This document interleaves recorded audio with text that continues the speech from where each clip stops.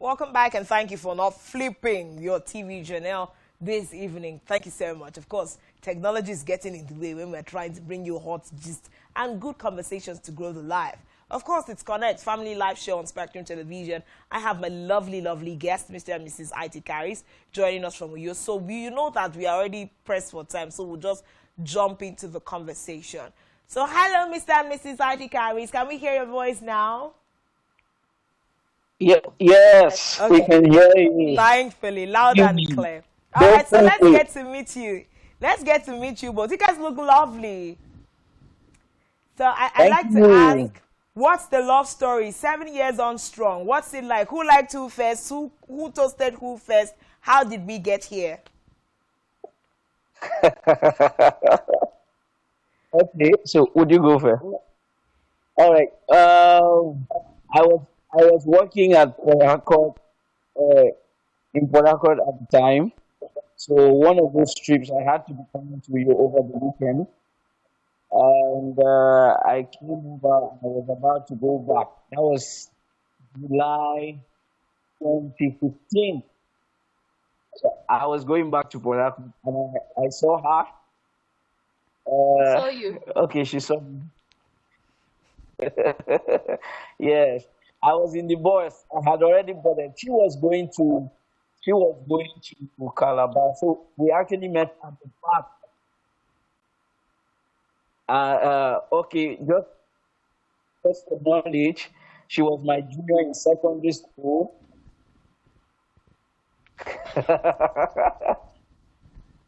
Though she left at university, but I continued up. So it's been a long while we have not seen. And this was her. My sisters were close to her sisters because they were in the same class. So I saw her, and she walks up, and it's like, oh, Steve, how are you doing? She literally said And senior. I'm like, yeah, senior. Okay. So she came up, I spoke with her, we spoke, oh, how you doing? Where you going? She said, I'm going to Calabar. Oh, that is fine. I'm going to Perhaps. That was it. Then she went back to her boss. So at what point But did you before know she, that? At what point did you know that you wanted to toast this babe? Like you wanted to have her for the long haul? When did that, from meeting her at the park and then the journey? What time did it switch up for you? now see what happened. Oh. As she went back to her, I came down from my boss. I went to her and asked, I said, would it be out of place? I have your number. She said, oh, sure, there's no problem. She gave me the number. And I went back to the boss. Immediately I got back to the boss, I sent her back. So that was the beginning, long story. Beginning of The the whole long long story. story. So let's talk to I'm Wifey. sorry, it's not as if I woke up to, our classmates to ask for their number or say hi. But the reason why I actually woke up to him was because he was a Christian in effort. Yes, he had a good track record. Oh Yeah, yeah. so that's why I actually woke up to him to just say hi and all that. So, So it's good to be good. It's good to be good. So all of those people watching us today and they're doing, secondary school fellowship and university fellowship, it counts. So don't put your hands out of it. It, So and I think Wifey gave us a really good background, because our key question for today was, is dreaming about someone a strong enough reason to, marry them? And we've begun to see, like, especially, so let's talk about like Christian circles. We've seen this in the last 10, 15 years really mounting. Someone says, oh, I dreamt about him, so he's my husband. I dreamt about her, so she's my husband. So our question of the week was, is dreaming about a person a really strong enough reason to marry them? So whilst we, journey through your love story and, how far you've been balancing life, just answer that question for a moment. Is that a good enough reason? And can we marry someone because we dreamt about them? okay. Okay. So straight to the question. that that I dream about. Let me see. The president. You know, being getting married to the president. I think go get married to the president. So dreaming about the person is not enough because dreams have various they have various sources. You can have dreams because you are crushing on somebody. You know, you can have a dream because you're crushing on somebody, or because every time you're thinking about the person to have. So that's not enough for reason. Now, for those who are Christians and for believers, um, if God speaks to you by showing things when He speaks, for instance, you call it a dream, a vision, and it's a consistent pattern. I'm not talking about this that because you want to get married, all of a sudden you have to show you a dream. So that's not what I'm talking about. But if that's consistent in how God speaks to you or how God shows you something, then it could be an indicator. Now, that's not enough reason for you to conclude that the marriage will work or will happen just because you had a dream.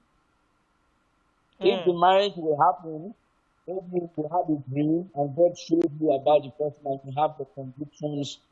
If the marriage will happen will be dependent on both of you.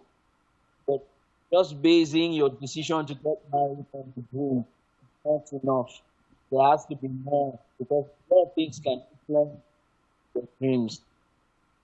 Okay, I think that's really sound. Okay, so Mrs. Charis, what's your take? Like the whole, did you dream about IT? In the process of meeting him at the park and all of that, did that influence your decision to marry the man of God?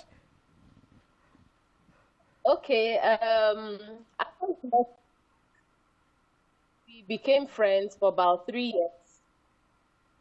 Okay, 2 years plus. It was just uh, church service, just friends. When he said he wanted to marry me, I'm not so that I will be into it. He said no. I, Let me help you. I was not interested. I was not interested because he was not the kind of man. Wow. Wow. Tell me about it. Yes, I had a list out of maybe 10. I only took like 2 or 3. Obviously, it's not a person. But I noticed that he became very serious and very persistent. And as a young very chick now, guys were around me and all that. That I could tick like 7/10 and 8/10. And whenever I pray, I was praying this biased type of prayer. You know how you're praying and you're giving God conditions, what you want. And I didn't hear anything. Until I really, prayed and I allow the Holy Spirit and God to speak through me. So I took a fast. Yes, and I had a revelation, not a dream. I think there's a difference between revelation and a dream. Yes, so I had a revelation how we were at the same yes, but we entered 2 different cars, but we got to the same destination. Strong. When I woke up, I'm like,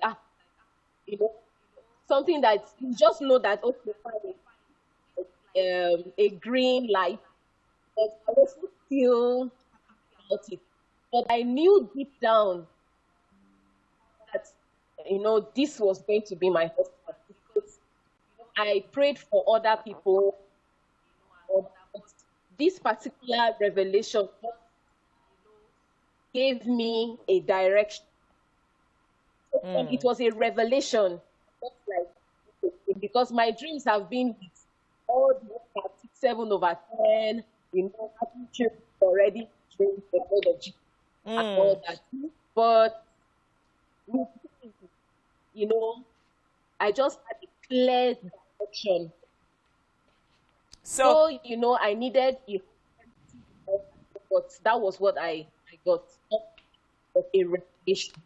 So what was one of the ways that you clarified that this was a revelation and not just a matter of, your friendship now imposing on your dream? What were, some of the steps that you knew, okay, this is God, this is my clean spirit speaking to me, and not just the fact that I talk to Ity, I know Ity, I like Ity? Okay. Number one was I was acting like a friend. There was no butterflies, all that. And with him, I found peace. With my conversations with him, I just knew that, with my conversations with him, I just knew that if I settle with him, I don't have issues in my mind. And one thing about ladies, we don't like telling ourselves. You may like someone else that deep down that of your life with this person. But with Pastor Ity, he was not. He just gave me joy apart from the spiritual aspect of it. But physically, I was not attracted to him. I knew deep down that he was. Your eyes were not open yet. So, when I took the step, I took time, prayed, and fasted, God gave that revelation, and backed it up with a word.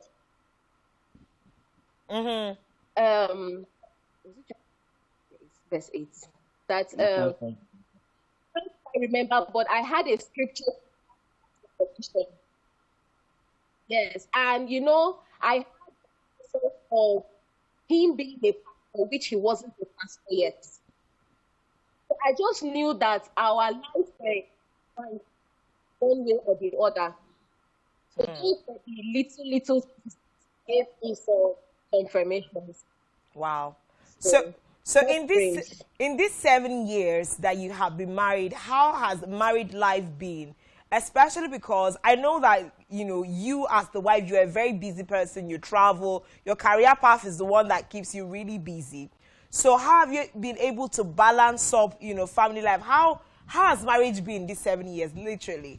Because I have one secret that I'm going to share, so I'll listen to both of you. I'm to answer, right? So you can start, yes. Let him tell us if you've been doing him right. Marriage life has been very, very simple and very easygoing.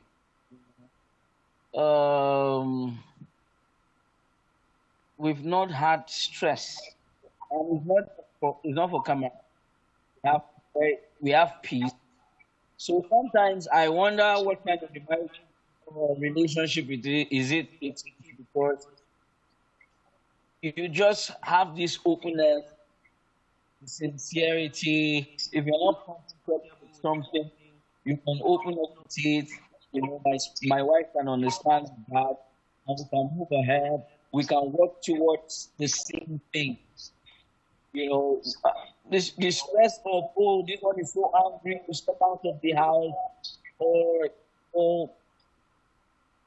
we don't experience that, and it's not for pretense. So we've been able to grow that willingness, especially with my wife, because at the time she decided or chose to marry me, I know a lot of people would not have wanted to, but you see this willingness to grow with me, the willingness to go ahead with me and to work with me all through, all what we've faced together. You don't have those issues. Something funny happened the other day.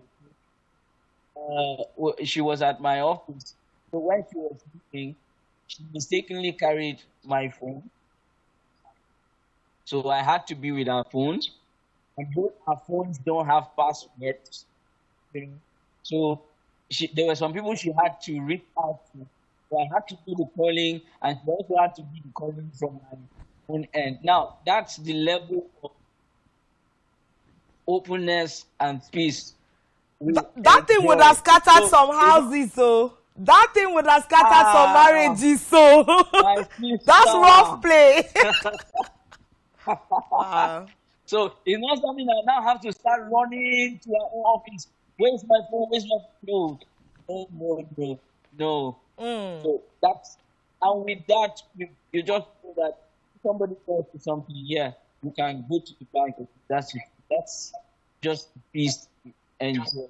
It shows us that marriage can be nice, it can be lovely, it can be beautiful, you know. You can have, you don't need to be stressed. That stress can be off, you know, that stage. And just, personally, I have personal that guide me in the sense that, number one, anything I'm doing to her, I'm doing to myself.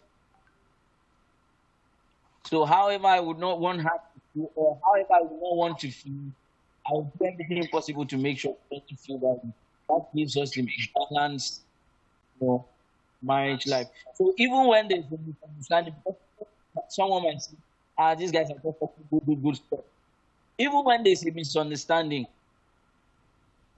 the way I look at it and just look at it is, if I did something wrong, how will I repeat myself? Will I get all mad? No. So if I would be lenient to myself, I have the responsibility of being lenient to my wife. I have the responsibility of being forgiving. I also have the responsibility of assuming or taking it that since both of us are one, I'm the one that made the mistake. So since I'm the one that made the mistake, I feel it like I made the mistake. I'm sure to go ahead. Wow. So I've heard forgiveness. I've heard being kind, to her because you are kind to yourself as a person. So I'm going to ask, Mrs. Charis, usually the way society has framed it, it looks like the burden of raising and building a proper home rests on the shoulders of a woman. So what are some of the practices that, has made your marriage stress-free? How have you handled conflict? Your husband has given an example of how, you address it. But I particularly, there is a story you shared one time about a particular reaction your husband recently had. And then both of you were shocked. As in, okay, I've never seen my husband do this in 7 years of marriage. This had to not be him. So just share, some of those back-end stories that people can relate with. Okay. How have I balanced marriage, work, children? First of all, I've had a very he's very busy, but tries as much as possible to create time. Most times now, most people don't have help, housemaid, and all that. So sometimes it could be quite stressful. But my husband is very, if I can meet up with some posture, always the even with the children, I have to, travel out, fill in the gap of more. He has been doing a very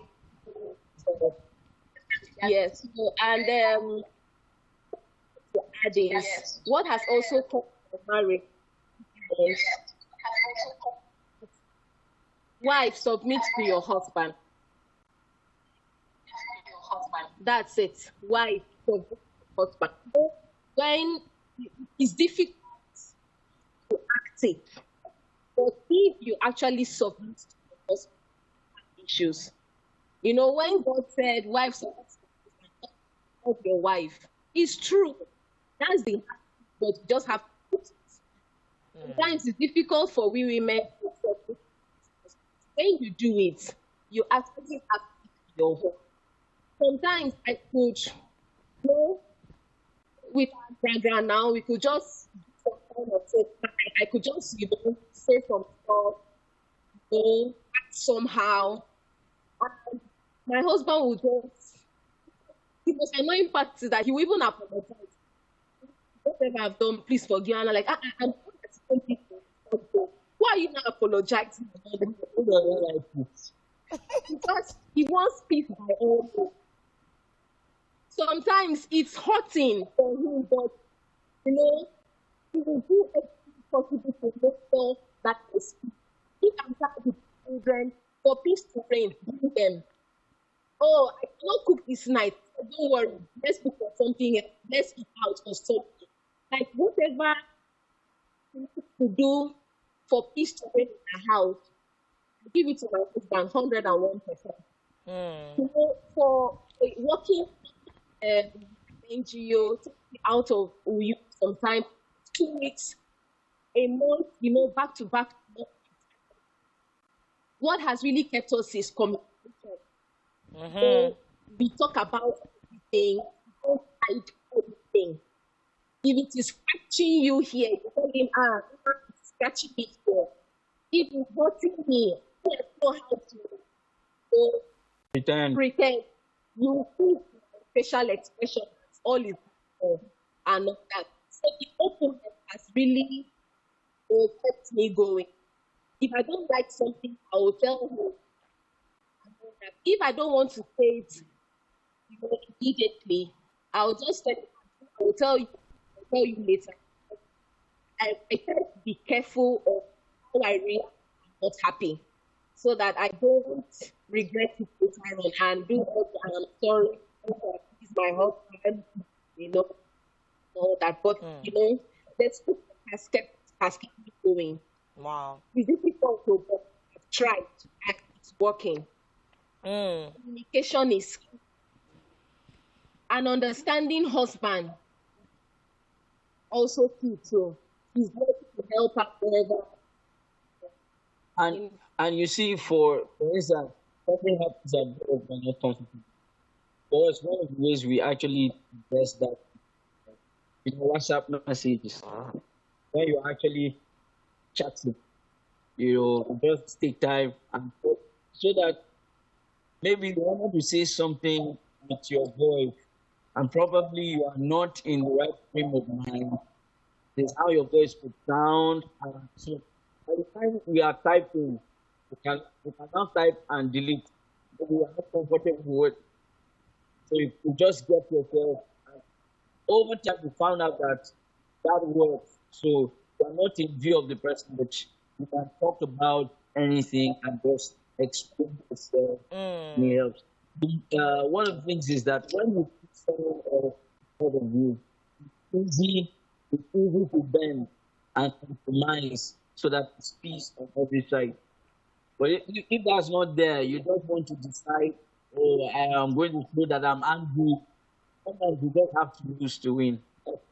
Wow. So you've been able to also use technology to work for you. So instead of technology tearing you apart, you're actually utilizing technology for the growth of your marriage. I feel like that's phenomenal. You've talked about openness with each other, communication, kindness. You've talked about leniency. Oh God, it's just good. I'm sure that our audience, they're like, yay, this is some really good stuff. So it's been 7 years. Now you've also tried to tell us that your wife has reiterated it over and over. It's not like it's easy. And then sometimes people usually say, oh, the first year in marriage, very tough. If you can go through the first year and the second year, you would, be fine. Has there been any very tough season on your marriage yet in the first 7 years? And how did you go through that together and come out on the other side?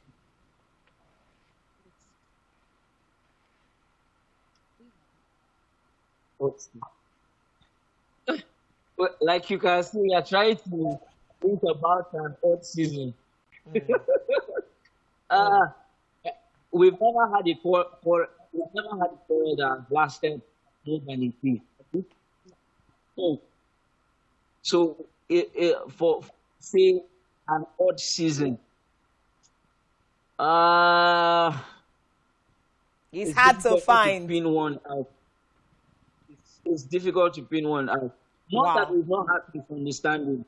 We've had misunderstandings, but for it to trail, if he doesn't get on my back to say, what's going on, what's going on, I will surely get on her back to make sure that we're on the same page.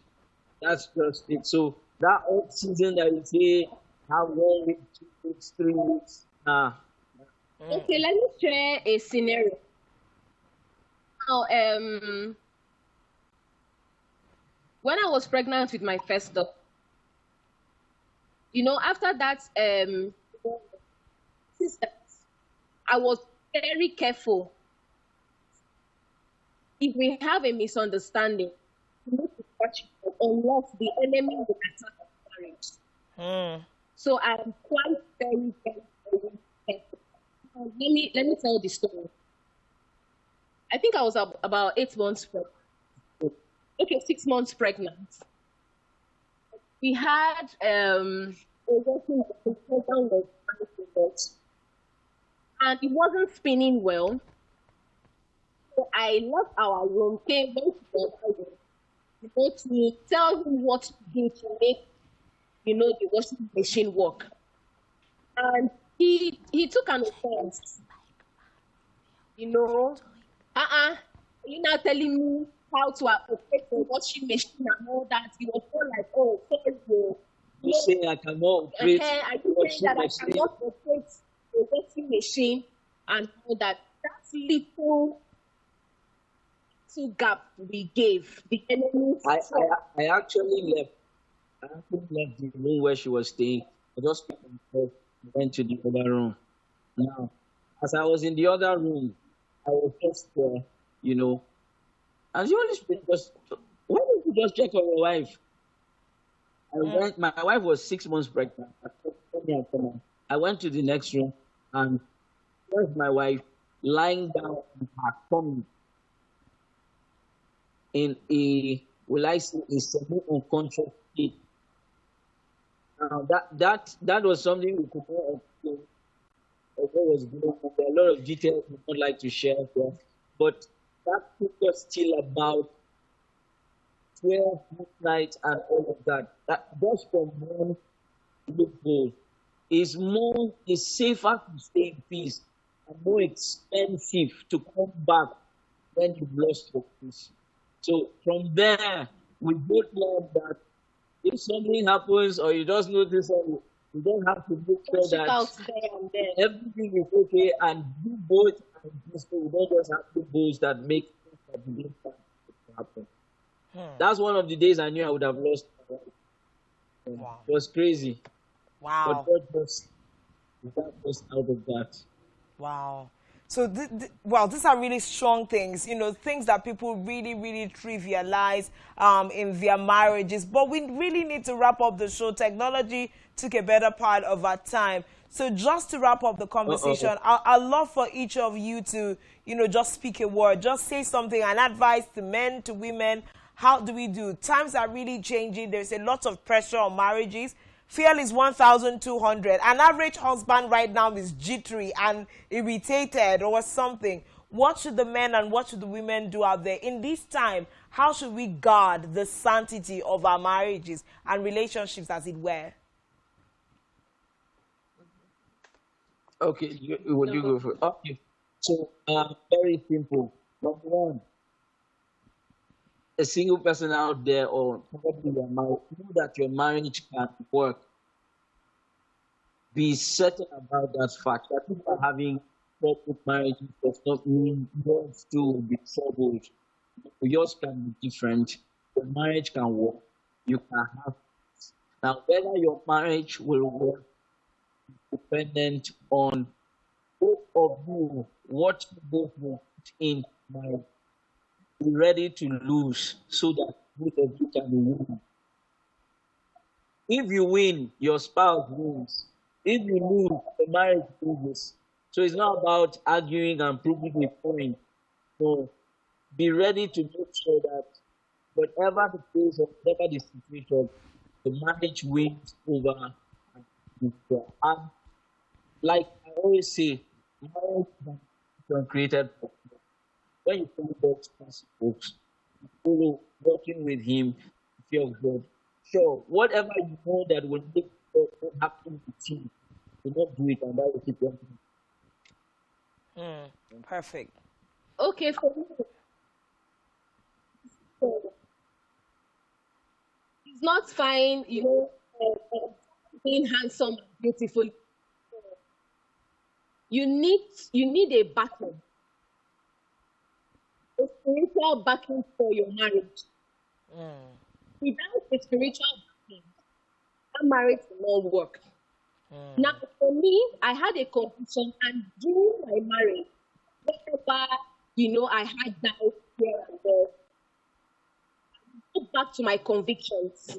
I would go back to what the word that God gave me for my marriage. He has a way of encouraging me. So, as singles, you need a conviction. You need something to take you through marriage. Because for the married people, like I said, wife, submit to your husband. Husband, love your wife.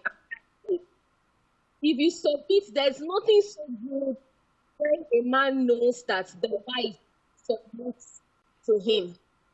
He can go to the ends of the earth to make anything work for you. And to be so nice, for a wife to know that her husband loves her, genuinely loves her, as Christ loves the church. So just two scriptures.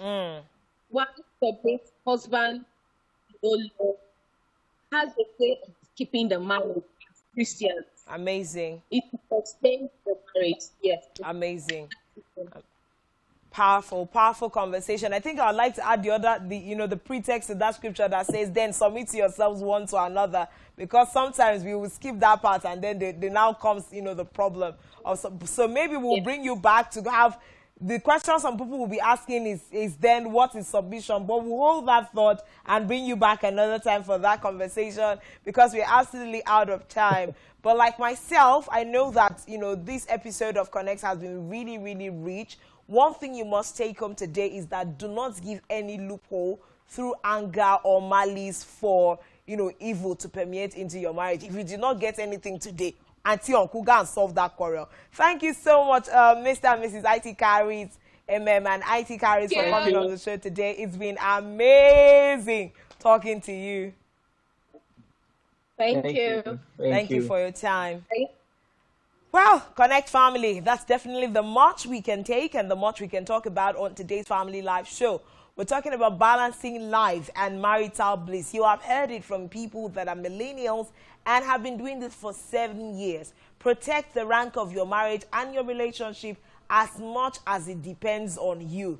Give no foothold to the enemy. Do what you must and prioritize peace every day. Thank you so much for being a part of the conversation. I do hope that today's episode was a blessing and an outright quality education. My name is Uyai, and we'll do this definitely again next Wednesday, same time, same station. But that's where we draw the curtains today on Connect. Bye-bye for now.